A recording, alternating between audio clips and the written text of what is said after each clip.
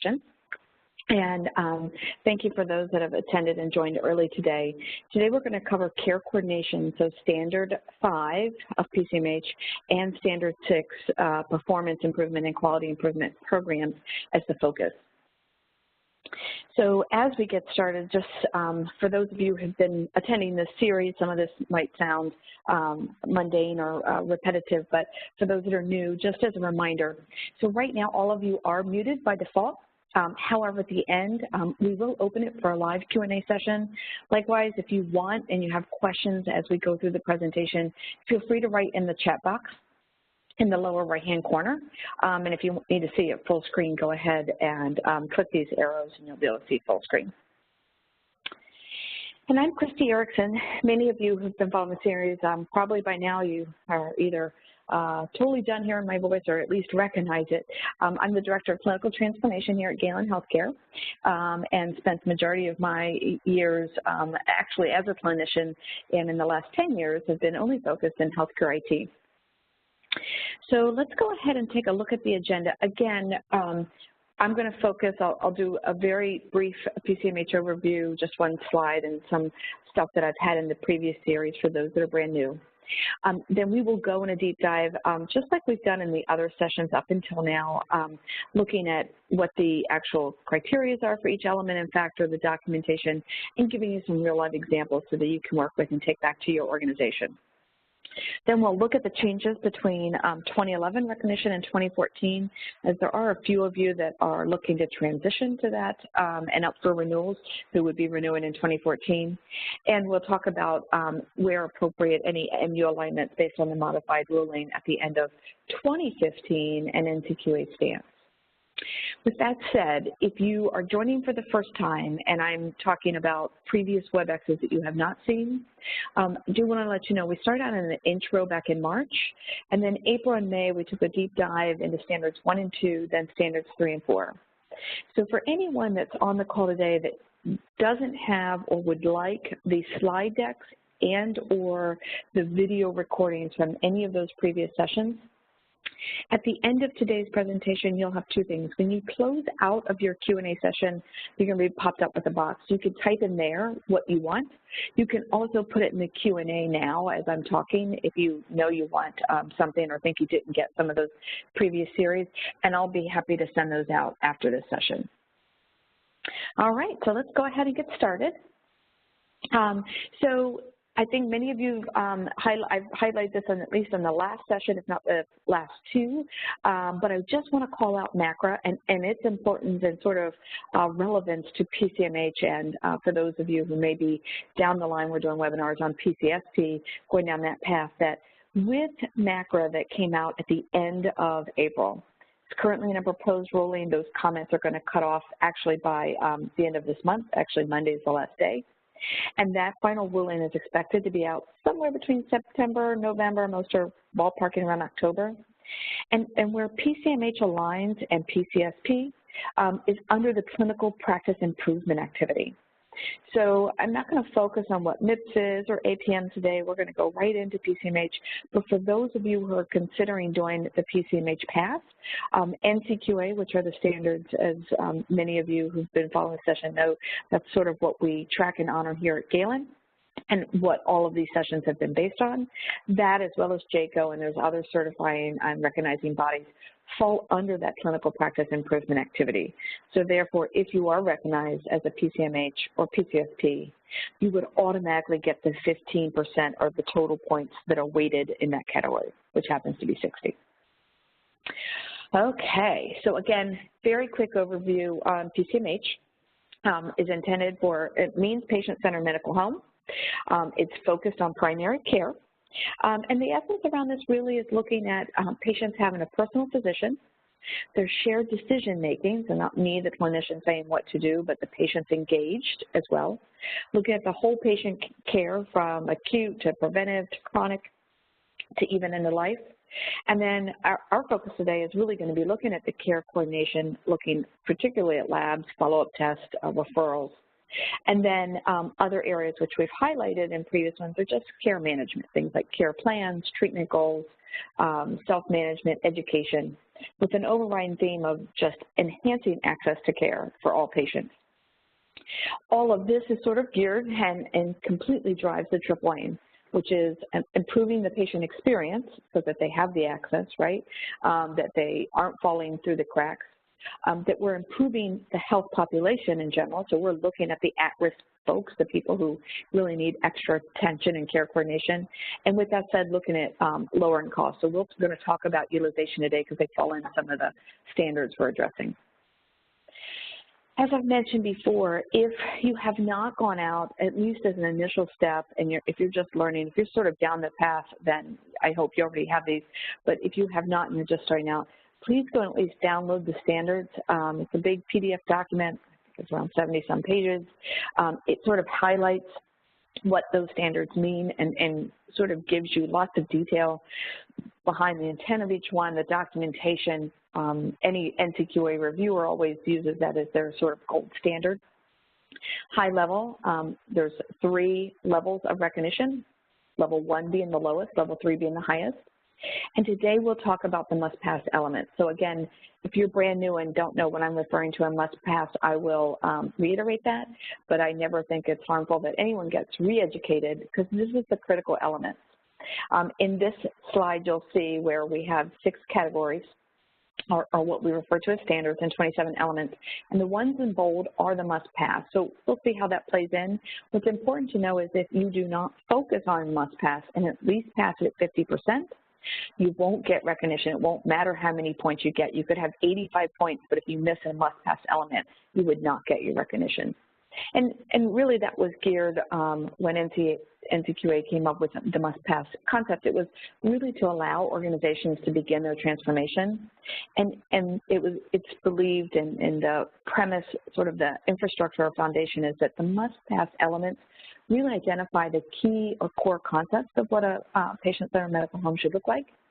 It really allows some practice that just want to get their foot in the deal to really get to at least level 1. So if you pass all the must-pass elements, you would make the level 1 standard. All right, so let's go ahead and go right deep dive into care coordination and care transition. So you're going to find here that there's 3 elements, total of 18 points. And this basically, the whole premise around this is really looking at tracking tests, looking at overdue orders, how do we flag them, how do we make sure that we're not missing any gaps and that there's solid processes in place. What I will tell you, don't let looks be deceiving as we start to dive in, and we're going to go right to the first element here, is that although it looks like there's only 3 elements, and in a minute you'll see 6 where it looks like there's lots of elements, in this case, 5 only has 3 elements, but under each one of these elements, we're going to find that there's 7 to 10 factors. So there is a lot of meat to standard 5. So let's go ahead and start and look at the first one. So right off the bat, we have 2 critical factors. So again, just as a quick refresher for those who may not be new or don't remember the critical factors and how they're different from must-pass. Must-pass is that you have to get 50% of the total points allotted and meet that criteria, which that documentation makes sense in a second. However, a critical factor is something that's deemed very important to that element, and in some cases you have to do the critical factor in some of the elements you'll see. In others, that critical factor, you could still get some points. You'll never get all, but you could get some points. In this case, you're going to see in a minute when I take us to the screen of the documentation, you have to have these 2 critical factors in order to get points. So to receive any points for this one, this is going to be an example where you have to meet them. So what we're looking at here in factors 1 and 2 is really lab tests and imaging. What's important is many people sort of probably track results and they flag results, maybe abnormal, normal, maybe the system has that capability, but there's going to be a heavy emphasis of looking at overdue results or orders. How do you know the patient actually got the blood test taken? How do you know when the results came back there was actually follow-up back to the patient about those results? 3 and 4 really are just looking at the abnormals. How are those highlighted in your system? Are they? If there's not, do you have a process in place so those aren't missed by the clinicians that need to validate them? And 5 is really actually how are you following up with the patient on their lab test? Is it, and it's fine if you're saying if they're normal, we don't call you, no good news, no news is good news type of concept. But what's your documented process? How are your people trained, and what's the expectation you set with your patients?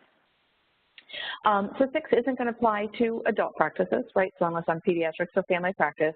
It's really looking at, from the transition of a newborn that's inpatient, what is your follow-up from the inpatient side with all the newborn screening tests as well as hearing.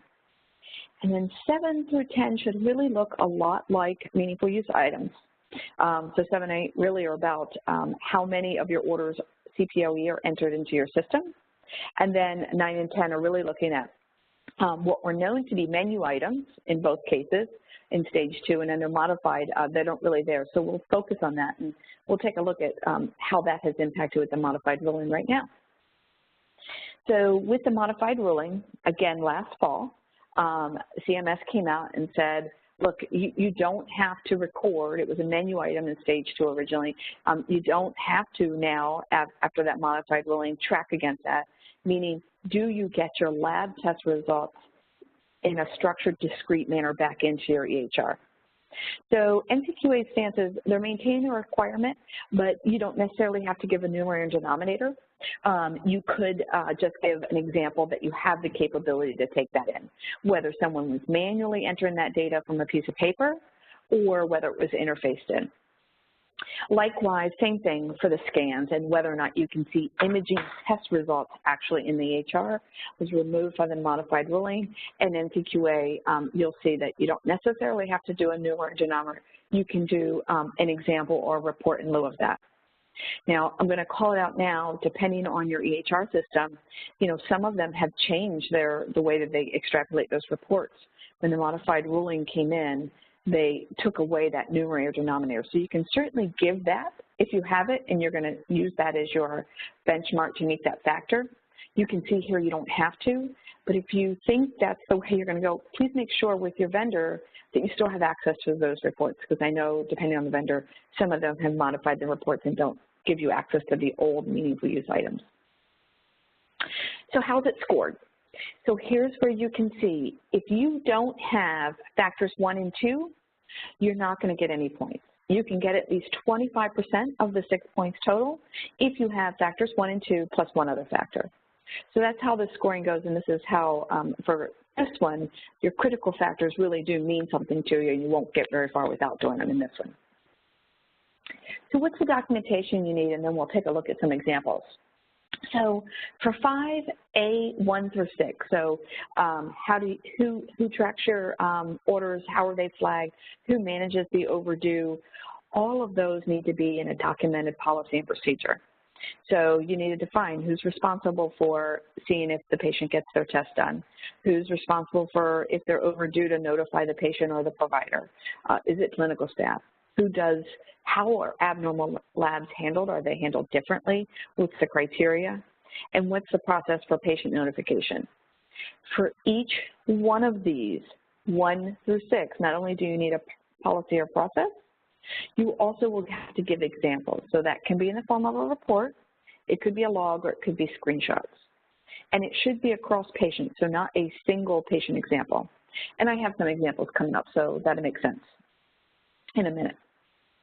For 7 through 10, remember 3 months of data, a numerator and denominator. Now, remember, I just said 7 and 8 are still the same, so that is 3 months of data, numerator, denominator.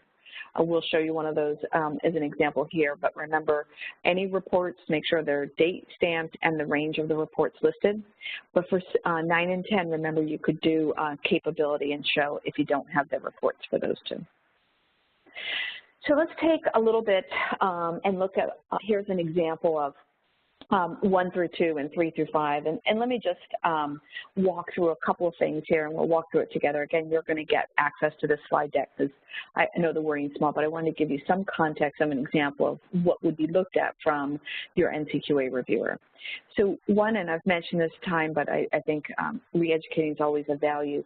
Please make sure you have the practice name or the group that is this is applicable to. So for those of you that have multiple sites, If they're going under the guidance that all the policies and procedures are the same, then call out all those sites. If you have one site that's a little bit different and you're doing single site survey submissions, make sure you're designating who's the practice. Make sure you put the date that it was initiated, and every year you should be updating your policies and procedures. And, you know, I often say have a policy procedure party, pick whatever month of every year, and you just sit down and look and either just revise, make sure that they all make sense, or you're editing them and changing them. And the goal and the thought behind this is that as you are collecting data and you're seeing numbers and you're getting this stuff, that you would adopt your policies and procedures to improve patient care to meet the overall tenet of AAA. So with this, you can see that I'm outlining who's responsible for the ordering, so that providers are responsible for the accuracy of every order. Clinical staff can work from protocols, whether it's verbal orders or written protocols. Sort of telling you that labs and imaging are going to go electronically to the lab vendor and to the hospital vendor imaging center. All other tests, basically what happens in your clinics, they're going to get an order requisition, it'll be printed out, and it'll be faxed over to that facility if it's outside of the hospital. Also, we address point of care and how every order has an overdue order time associated with it. Talk about who collects it, and then who tracks it, who's responsible. So here it's very specifically called out.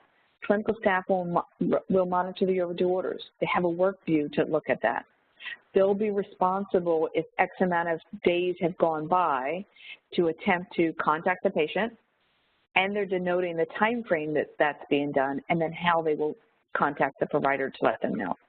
So again, when you're writing policies and procedures, often I hear, don't write them to NCQA for this submission. It should be something that is part of the training process, right? New staff, you can adopt some of the education material that it matches, but what are you doing today if you don't have this policy procedure, and put it on writing? Because that's what you're going to have to then do an example of to prove that you're following your policies and procedures, hence why you're producing the logs to show that that's happening. So let's look at some of those examples. So here's an example of an overdue order tracking view. Okay, so over here, this is a group of patients. It's not a single patient. You can see that there's a colonoscopy. It was ordered on the 9th of June. It's overdue on the 14th. So now it's the clinical staff. So here's how we track it. This is what the view looks like.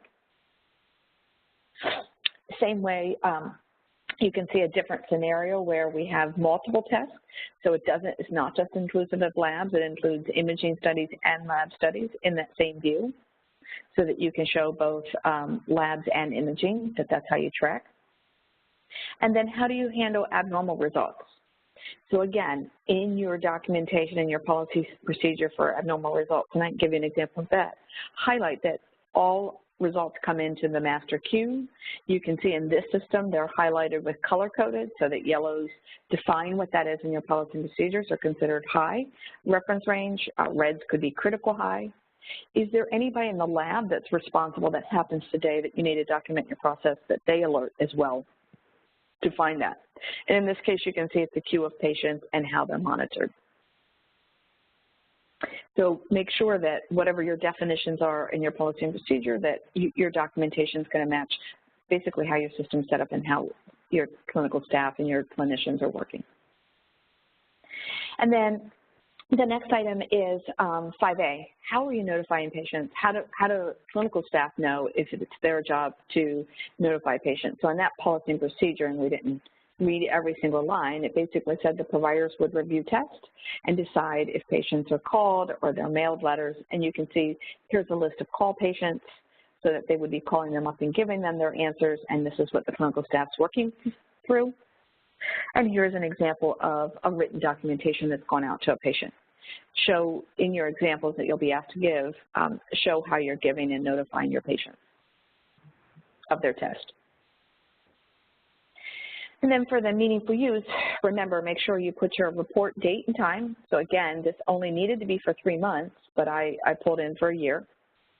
And this is at a site or practice level. So we're really looking to make sure that you're not doing this at the individual level. If your system only has individual level, you're going to need to roll that up into the practice or site level when you submit your data. Okay, so that's all labs and imaging. Pretty much the same concepts are going to hold true, but now for referral, tracking, and follow-up. So the first factor really, and you're going to see this is a must-pass. So what we talked about earlier on must-pass, we'll connect the dots on this one when we get down to number 8 and the whole overall what must-pass means. Number 1 is really looking at who do you choose to refer to? Does your organization have some policy and procedure that you're referring based on people that have certain board certifications? Maybe there's health grades, maybe there's surveys that are done. Is it just your institutional policy that you refer with inside your network?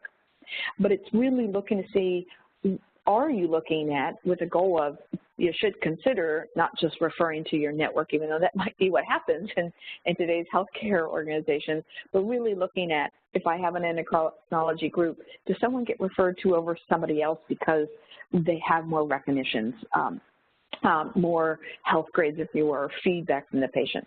What is it that's your baseline? Do you have formal, informal agreements? So I'm going to stick with the theme of endocrinologists. So number 2 is looking at, do you have any written agreements that say, I'm going to refer to you, here's the criteria of the types of referrals I give you, the expectation of how quickly you'd see them, what's the documentation you expect if you're referring to me and I'm referring to you, and what's the turnaround time of that, that clinical documentation from my referral. Whether they're informal or not, that is what the mindset is behind number 2, and that's going to carry out to other factors such as 5, which says, do you have the clinical item? So 2 is sort of the policy and procedure. The other one is, what is it that you've outlined that you absolutely have to send each other? 3 and 4 is very specific to behavioral health. So do you have a relationship with a behavioral health person for your primary care practice? What's that look like? Is there a formal agreement? And how do you integrate behavioral health, if at all, in your site? And then, again, 7 should look like meaningful use. So we'll look at how meaningful use alignment's there. And 8 is just that, tracking referrals. So this is a must-pass, and you're going to see this is a critical factor.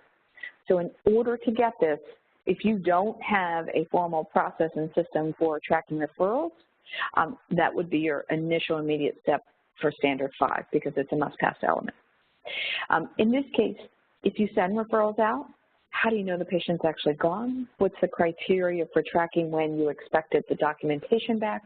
How do you look to see that appointment's back? And who's responsible, and how do you track the overdue reports?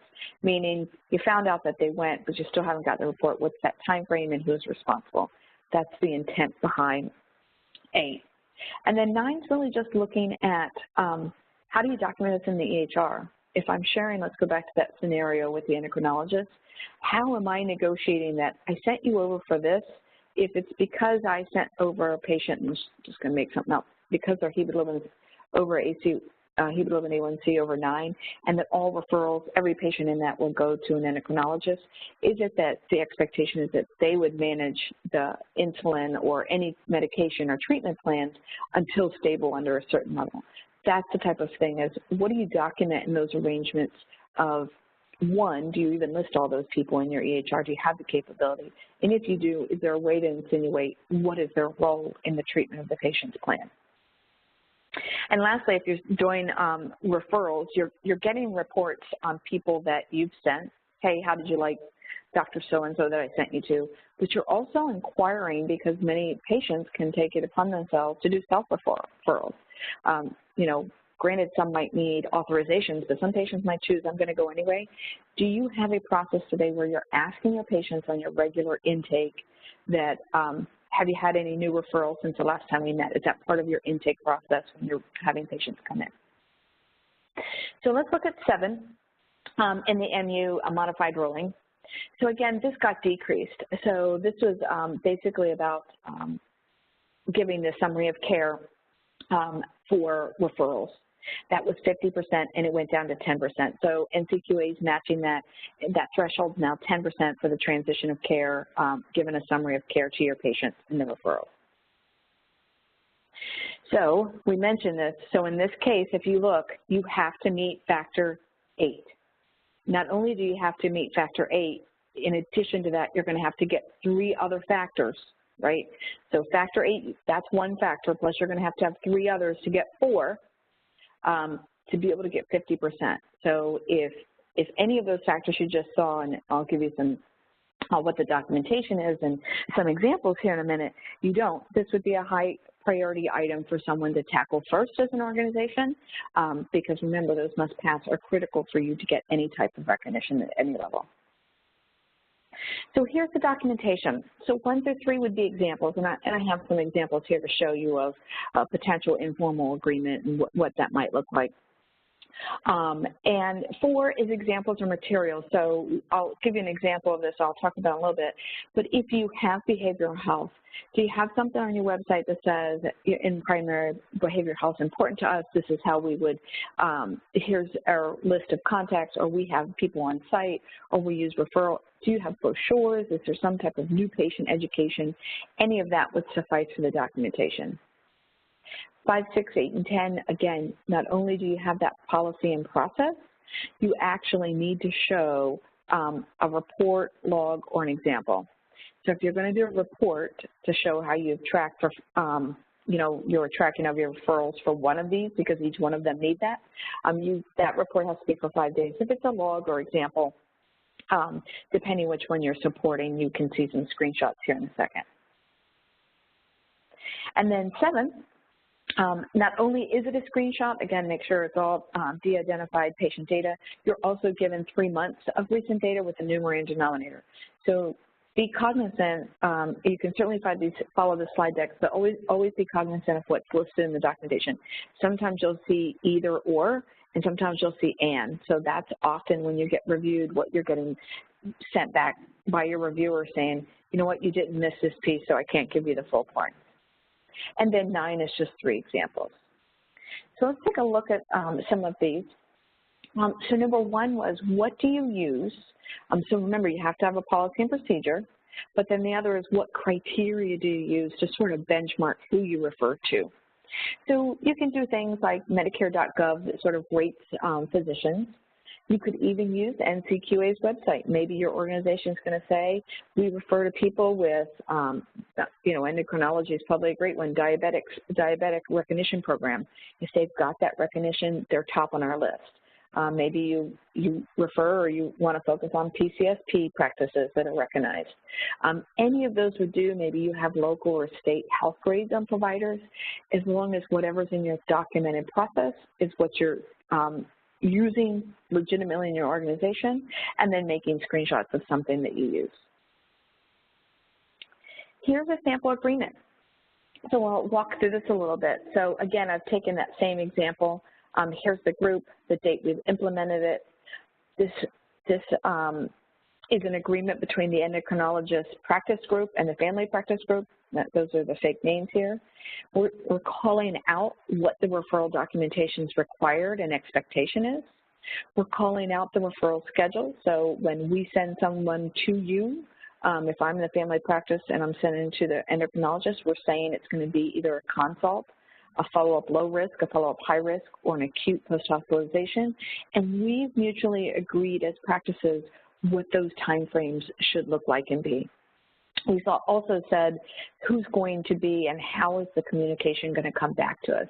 Is it through an HIE? Is it someone faxing over the note? So that's an example of agreement to meet factor 2. So let's move to behavioral health. So factor 3 is basically just like that other policy or procedure you saw, but it would be geared just to behavioral health. But your first step in factor 4 is, how are you going to incorporate behavioral health, particularly for those of you who don't have it? So NCQA does recommend reviewing, and I put the link at the top, evolving models of behavioral health integration in primary care. And if I had to walk you through, I'll start on the left and go to the right, but the essence is, are you a practice that you don't have behavioral health resources inside your organization? They're not within your network. They don't share any of your EHR system or any systems in common. And you basically would refer to behavioral health, psychology, psychiatry as you needed, and that information would just come back in and not be integrated anyway into any of your current systems today, other than a piece of paper, for example, that gets scanned in. Versus if we look more in the middle, maybe you're within a health system that there is a behavioral health group and that there's a relationship that's who you refer to. Maybe there's one or multiple systems that people are documenting that they could see, but there is some ability for you to be able to just walk over to that site or have some type, maybe see them in a monthly medical board meeting, some type of more connectivity, if you will, to behavioral health. And then the last is, do you have behavioral health in your same office as your primary care, or is there a resource there 1 to 2, whatever many times of the week or day that could help patients? This is sort of geared to where are you in that spectrum and what is it?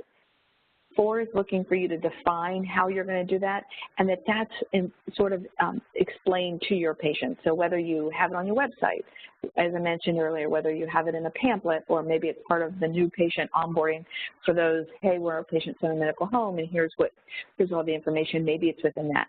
That example that you'll provide to NCQA would be the actual pamphlet or the website. So let's look at 5 and 6. So here's some examples. So again, I've outlined a policy and procedure. I'm now going to show them and show that, look, we have the ability in the system to track the overdue referrals. I can say what the reason is that I'm sending it. I can even show here's the documentation that we agreed upon that I would attach to any referral, and here's an example of that.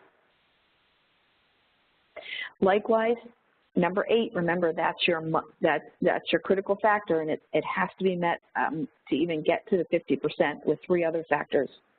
And here's the same scenario. I got a list of patients, someone works our referrals, they go in and look to see when it was done, for what reason, and their responsibility is to follow up with the referring center and find out where that documentation is to make this a complete referral and tie it back. All right, let's move to coordinate care transitions. And this is all things between facilities, right? So we're really looking at, do you have a way of knowing today any unplanned hospital admissions or emergency department visits? So is there something set up today with your hospital that they give you a roster, for example, every day for new admissions, and does someone reconcile that to your patient list? Do you have an ADT feed that comes in automatically that notifies you? Emergency room visits, is there some care coordinator within the hospital or the inpatient side that notifies you? Or is it really up to the patients, and that's the only way you have of knowing if they've gone to the hospital and them calling? So this one's really looking at how do you proactively identify that? What do you share, just like you did with the concept of referrals, what do you share when someone gets admitted to the hospital? Is there a one-time share? Is there a minimum amount of data? What is that policy and procedure? What's it look like? Is there continual updating between, do you have someone in your clinic that is talking to maybe a case manager in the hospital throughout the hospital admission? How do you get the discharge summaries? Do you get the discharge summaries from the hospital or physical therapy, rehabilitation center, so not exclusively to inpatient? And how do you, once assuming you know that they're in there, do you have some type of standard follow-up after a hospital admission or emergency room visit? What's that time level? So for those of you who may be tracking something called transitional care management, where you can actually bill for that, it's an actual service that's covered under another program, do you do that, and is there a written policy and procedure? If so, 4 would probably be an easy factor for you. And again, what's exchanged, that patient information, and how? And how do you get consent? Do you have some way of letting people know within your signed consent to say we will share this information with any of these receiving? What's that look like, and what's the policy and procedure? And then the last one is exchanging key information with facilities and providing that electronic summary of care for 50%. So we'll take a look at this one. So again, this goes back and aligns with Objective 5 of meaningful use. And again, it was at 50% of those transition of cares, and likewise for this, as we saw with the referrals earlier, it's down to 10%. So at this point, as long as there's 10% of the threshold, NCQA will meet what the modified billing is. So here's the scoring, pretty straightforward. So even if you do one factor, you can get 25% of this one. And here's the documentation. So for 1 and 2, again, the accompanying stuff, both of them need a policy and a process. And you can sort of see what you need as a baseline in those policies and procedures that I've outlined here. However, for 1, you're going to need a reporting log. So how do you do? If you get a fax roster, take a screenshot of that roster if that's what you get, and just blank out the patient's name. If you are looking for number 2, what is that process on how you define and give the hospital's information, and then show an example of where you gave a summary of care record and all the information that you needed on 3 patients. And 3, again, policy, procedure, and examples of the discharge summary. So you can just take a copy of discharge summaries that have come into you and how do you get them. And then again, 4 is a process as well as 3 identified examples. So if you're not tracking patients and notifying them and calling them proactively after a hospitalization or an ER visit, assuming that you know, that might be something for you to focus on and to figure out. If not, you wouldn't meet the second portion of this, not just the policy and procedure, but you'd have to then have the 3 identified examples as well. And 5, 6, and 7 are pretty much similar. So 5 and 6 are basically processed, with 5 having an example as well. And then 7, again, a report for 3 months, numerator and denominator, or you can show the capability as well.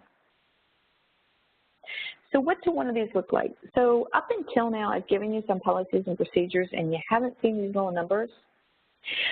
I have seen people submit data into NCQA when they're doing their survey submission, and you can certainly consider this if you have not developed your policies and procedures. You can, even if you're doing a gap analysis and making sure that you've got your I's dotted and your T's crossed, you could consider doing this, and that is, go ahead. It's certainly fine to mark which factor you're referencing here and which one it covers.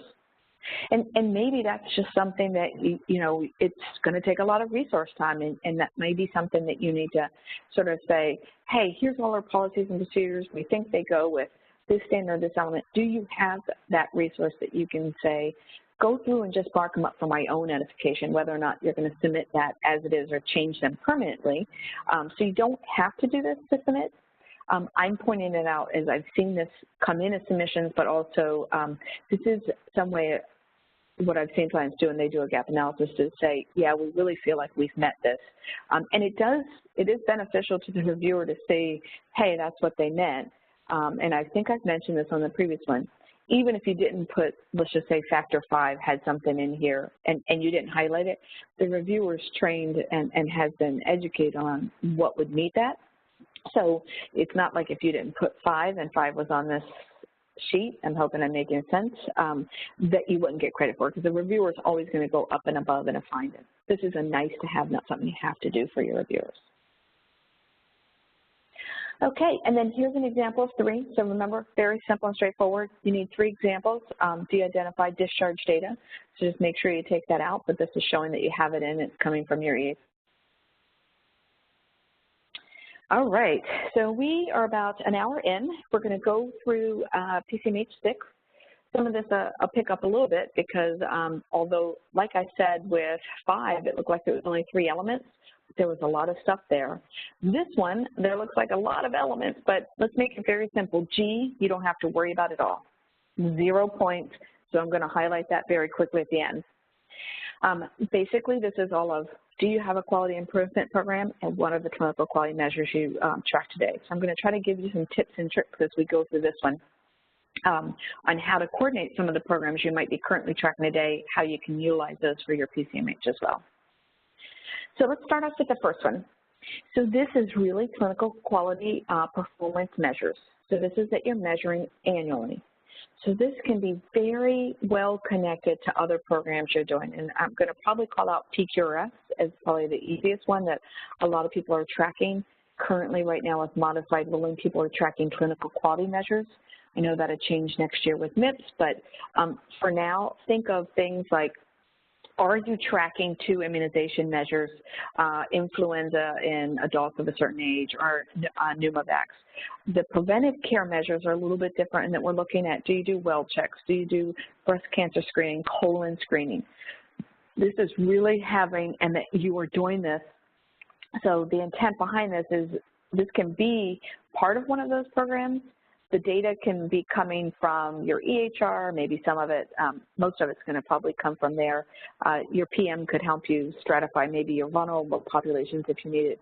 But the intent is of the information that you're submitting when we get to the data, that must be representative of 75% of your total population, right? So if you're strictly in PEDS, I would think your preventive care measures are only on PEDS, right?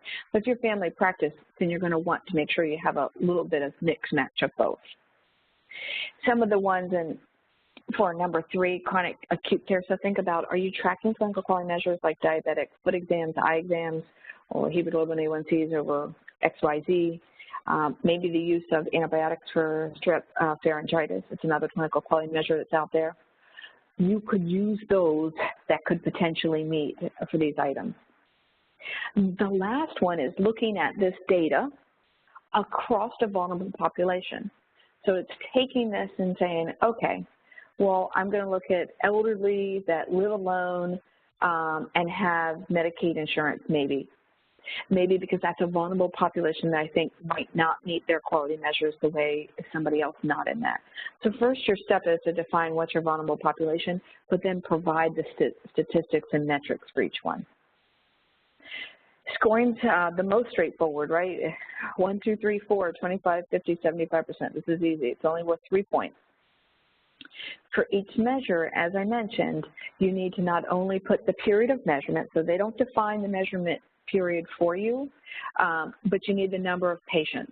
So I'll give you an example of this one so it makes sense a little bit, and give you an example for you to see here in just a second in a couple of screens. But basically you're going to say, because on this next screen I'm going to show you, I don't show you that represent base, but you'll need to include that. So what's that look like? So again, I've put the reporting period, and you can see these would count, right? Here's some of my preventive services that I could get and use, 6A3, and here's my total numerator and denominator. So what we're looking at, here's my score, but what's this out of your total population? Is your total population 6,000, right? Or is your total population 10,000? Or is it 4,000? So if it's 4,000, I'm hitting my 75% of my total population. It's really tell us what the total population is that we're geared towards. So B is care coordination, and we'll see how some meaningful use track to this as well. So again, looking at clinical quality measures that are geared toward care coordination, and then also in addition, remember that triple aim is keeping costs down. So let's look at some of the examples that you'd see here. Again, 3 points, 2 factors. Again, you'll make decisions on where you are compared to some of the other standards, how much energy you can put in some of these. But some of these you could do pretty easily, and this might make sense in just a second. So the report, you're just basically going to show your performance results just like you did the other ones. For your initial submission, that data shouldn't go past the previous calendar year. It should stay within that first year. So here's some of them that would make sense. So for the factor 1, you have meaningful use measures that would qualify for this, right? Objective 5 and 7 are all about transitions of care and care coordination. There's other specific quality measures that are around care coordination that you could track as well. And again, out of your total population, if this is my numerator denominator, what is that of my total population? And for 6B2, the utilization, maybe what you're tracking is, your example or your screenshot for that could be a graph. Maybe it's a rate of hospital readmission rates and looking at that over a period of time. So maybe you're doing 30, 60, 90 days readmission rates and showing that over time to show how you're tracking. Okay, Think C, element C, all about the patient family. We won't spend too much time on this other than you can be conducting your own survey internally, and I think I'll give you an example of that. In addition, you can certainly, many folks have done the CAP survey. You'll see you don't need to do all of these to get, well, you do have to do the CAP survey if you want the full points, but you can get points without having to do the CAP survey. And then how do you reach out specifically to those vulnerable patient populations and getting feedback directly from the patient and or their family if appropriate. So 4 points, again, spread equally over the from 0 to 100%. And let's look at some of these examples because that might help you. So basically you would be going out, and if you're doing surveys today, you would be taking those surveys and compiling them across every patient. So we don't want to see individual patient results, just the cumulative package. If you are pursuing NCQA distinction, you will need to provide the actual reports. And that's something you don't have to do. That's a nice to have, and I'll just encourage people to read that in the standards and guidelines on specifics of what that entails. But any one of these would make sense and meet. So let's take a look at one of these survey results. Here's an internal survey that's done. I'm asking about the key concept that it requires. So remember, factor 1, we're looking specifically to make sure that you're asking the patient about access. What is their role about shared decision support? Do they have any? So you can see those questions are embedded here. Can I see my provider when I want to? And again, I'm making cumulative survey results in here. All right, so let's move on to D, because it does get easier a little bit. Once you've defined, right, so you're going to define, here's my clinical qualities I'm meeting, here's my vulnerable population, so everything we've done up to now, A, B, and C. Now it's setting goals for each one of these. Now, you can say, well, we don't have goals, right? So colonoscopy screening, if you're tracking a PQRS or meaningful use today for that clinical measure, you know you just need to have a percentage. Although for those of you in PQRS world, you know it's important to have the highest possible so that you're really compared because there's still financial hit. Not to switch gears and sidetrack you, nonetheless, there's no baseline thresholds. This is really looking at you as an organization. What's your current state of affairs? What is, let's just say colon cancer screening is something you collect. What's the percentage you do that across your patient population? And do you have internal metrics that if you're at 30% that you want that to be 75%? That's the intent of D for each one of these factors, that you're going back and setting goals and then evaluating those goals. And this is a must-pass element. So for this one, you have to at least get 5 factors, sorry for that typo, to get the 50%. So you really need to set baselines for each one of these in metrics. And many organizations, you know, they just collect the data and submit to them, but they don't sort of have or set quality standards within your organization. And this is the thing I find probably the most challenging for organizations, because that's usually not a unilateral decision in any organization regardless of size, right? Usually that's a team of people looking at the current data and saying we need to strive this, and it's got to be a lot of buy-in and governance from a lot of folks on this decision. So in this case, you can either do a report and show how each measure is met, but in some of these, it's hard to get those types of reports out of your system. And many clients will use what is referred to as a PCMH quality measurement and improvement worksheet. So if I'm tracking, let's just say the colonoscopy, right? And I've put in that I'm going to track and I want everyone to have 70%, I'm going to need reports over time that show here's where I was and here's where I am now. That might be simple and straightforward and something you can get, but some of those other items that we covered may not be feasible. So with that said, you can use a combination of both, like we talked about with the record review book. So let's take a little bit look at that. This is what the quality measurement and improvement worksheet looks like. So you'll see this supplemental tab that's there. And you can take that tab and then click on and see the actual, what it looks like inside. So this is what you're submitting. you're basically saying, so this isn't you, when you do your initial submission, it assumes you've already gone and tracked this data and showing whether you met. The goal is that you actually are showing that you met, right? So set up goals that are achievable because over time and in audits, that's what's going to be looked at. So in this example, here they've picked the colorectal screening as the population, and basically it's to increase. So on the 14th, this is our total. It was 36%. We've randomly said, or as a group, we took some data and we decided as a group we were going to try to get to 58%. And here's how we were going to change things. Maybe it was re-education. Maybe in this case it was turning on some alerts within the system. And then what was the target at the beginning and what's it after? And you can see when we reran the reports, we got the 69.2%. So we met our measure. So this is the intent of D, that you're defining a plan for each one of those in A, B, and C that we just tackled. So the clinical quality measures, the utilization outcomes like the hospital readmission, and that you're setting some type of quality measure and benchmark that will be monitored.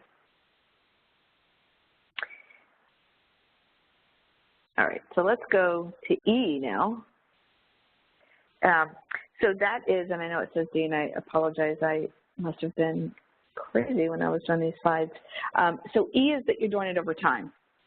All you're doing is taking the grid that you just saw and you're tracking that over time. So if I did colonoscopies for the first 3 months, what was that? What's it 6 months? If I did it for 1 year, is every year I'm making improvements across the board. Let's take a look at what the scoring for that is. So I'm going to do that across the 3 points over the 4 factors. Again, straightforward, no critical factors, no must-haves. And again, I have to show how each one was done. So again, this may be a report. It can be a combination. When you're inside of that quality measure improvement worksheet, you can say see report, or you can say see quality measure improvement worksheet. You can use either or.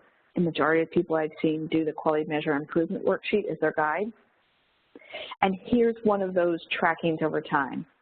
So if I said I was going to track pneumovaxes and how many, what's the percentage that I did, if I said I wanted everyone over age 50 to get that, and that was the clinical quality I was measuring, or hemoglobin A1C is less than 9, it's showing that over time. So E is tracking things over time, whereas D is initiating your quality improvement program, and maybe at the end of 3 months you're assessing and say, we're making strides, but you can see your action list and plan moving forward.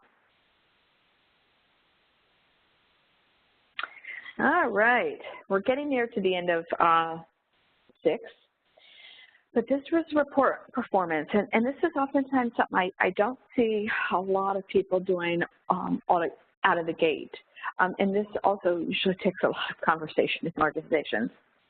So let's just assume you're tracking all of this information. How much do you share that information with others? I'll take meaningful use and PQRS as an example. There's some organizations that I work with today that information is never shared outside of maybe a business manager, practice manager knows it.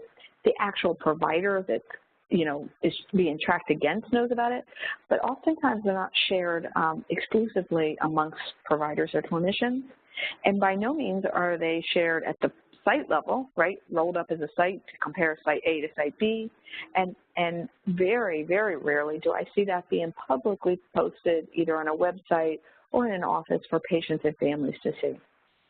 So that is what S is looking at. Do you do that? If not, why don't you? It's really about being more transparent and letting patients be consumers of healthcare. And, sometimes I think competition is a great thing. So if you don't, this is really looking at what's your practice. Do you have any practice today of doing that? And if so, showing that. So again, 3 points just to do one factor. Let's just say you're going to share maybe at a medical board, individual clinician performance with the practice. Maybe you're going to have a high-level board meeting, and just with the practice you could probably get 50%, so 1.5 points just by doing that. Versus maybe you do practice to practice.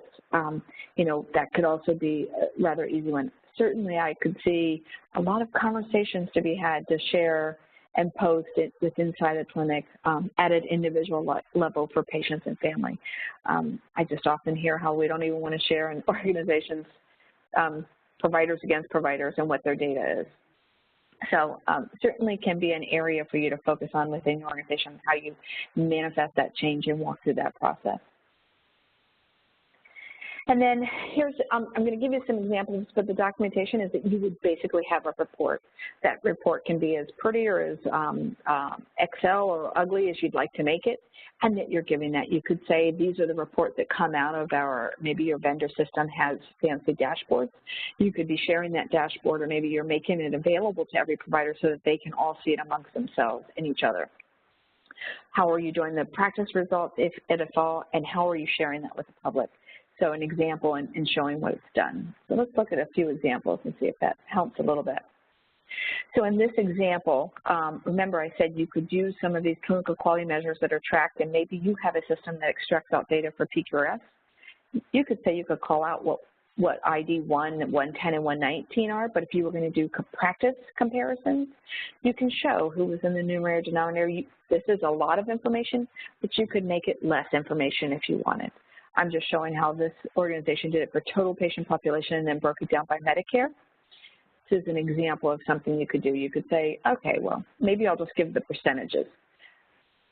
Whatever, NCQ is not going to tell you how you present it, but the concept of who is it and what was the platform that you did.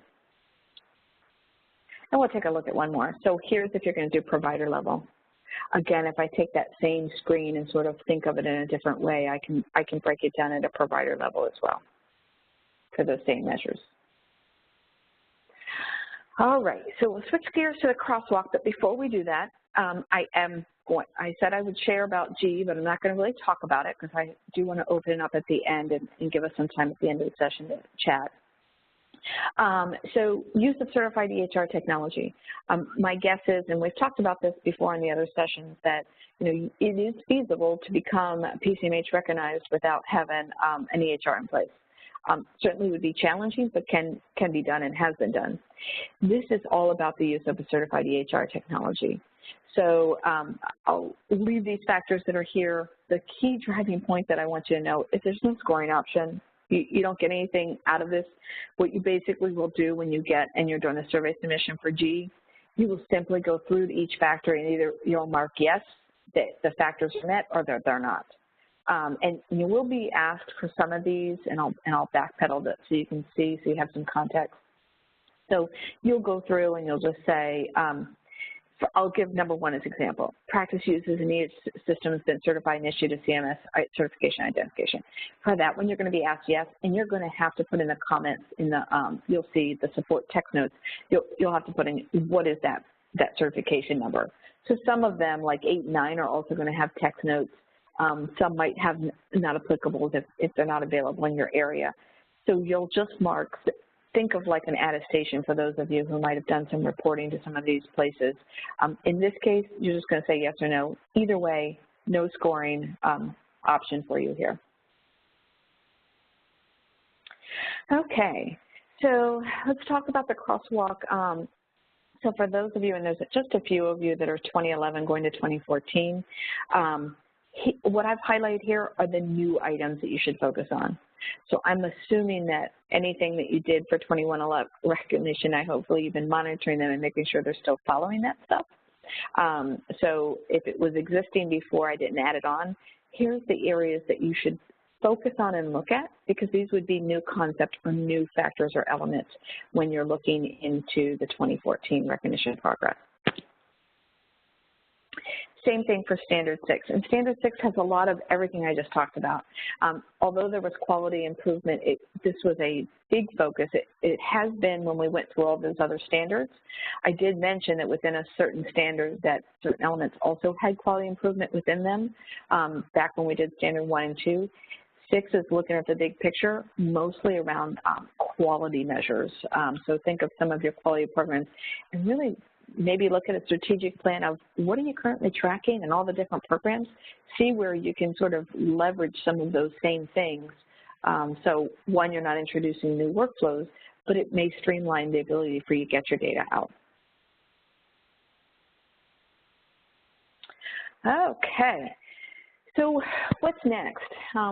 first, for those of you who have been patiently or willing to come back month after month for the series, this does conclude part 4 of the series, which was a deep dive from an introduction back in March to then deep dives every month on 2 standards. So today we'll end that. I will tell you, if you are, if you go to our event page, which I'll show you on the last screen in a minute, we do have some more upcoming. Some are specific to certain EHRs for getting data out for clinical quality measures, not all things PCMH, but all clinical data. And we will be doing a session on PCSP later in the fall for those of you who might have specialty practice. For those that sort of put in your poll not too long ago that you were looking to go down this path, whether you're doing it because of MIPS to follow the clinical improvement activities or use that as one of your checkboxes, whether it was an organizational mission prior to this, my focus and recommendation is that you start with a gap analysis if you're early on. If you don't get haven't got the standards, get them, and focus on those must-pass elements first. I tend to look at the must-pass and sort of grade yourself to where are you today and where you need to go, because that will help you with defining your action plan. And then I will tell you, quick wins are the best way. So if it's policies and procedures and you can just, maybe you have to write them up before you can even get them in front of a group to get buy-in, then just sit down and knock some of that stuff off, because sometimes you get in that, even though I'm giving you some examples, you get into that. Maybe it's saying, can you get reports on all this stuff? Maybe you need to figure out, do you need help in getting reports out of your system? So I would tell you to start with a gap analysis. I know I have presented this in the past. So here's a sample gap analysis that we utilize here at Galen. I will tell you from today's session, I mentioned it very early, you will get a copy of the slide deck and the recording and a link to those.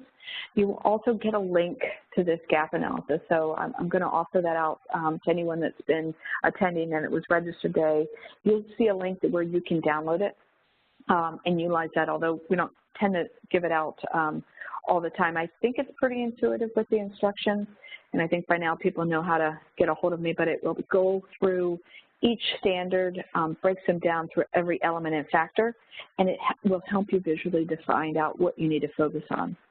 Likewise, if you don't have policies and procedures, certainly can read the standards and guidelines, but I'm going to give you the information of the basic things that should be in there that's going to be looked upon as a reviewer.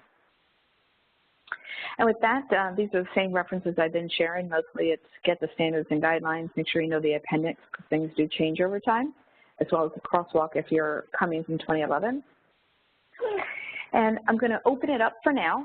I do appreciate your time in joining us for today. Again, if there's something that you wanted from those previous sessions that you've heard me talk about either beginning or late coming, there's 2 places at the end of this you can put it. You can either go to About and Contact Us and put it there. You can put it in the Q&A box right now, and we will see that when I close out the session. Likewise, you can, when you close out the session today, you can go ahead and you'll get a box at the end, and you can go put in that box that you want those, and I'll add them then.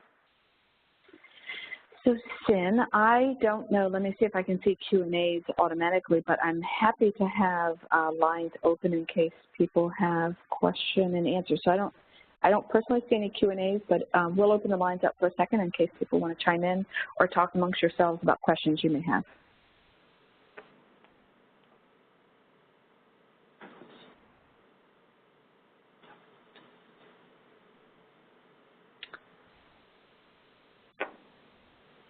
All right, sounds like lines are open. And if we don't have any questions, we'll close out the session. But again, I do appreciate everyone's time as we've gone through this series, and any feedback that you want to give us at the end when you close out the session, you'll see that box. I greatly appreciate it. And for some of you, I hope to see you in August. That'll be dedicated to all Scripps TouchWorks users, specifically for a reporting tool that we've developed for those. And also for anyone who wants to hear about PCSP, that will be later in this year.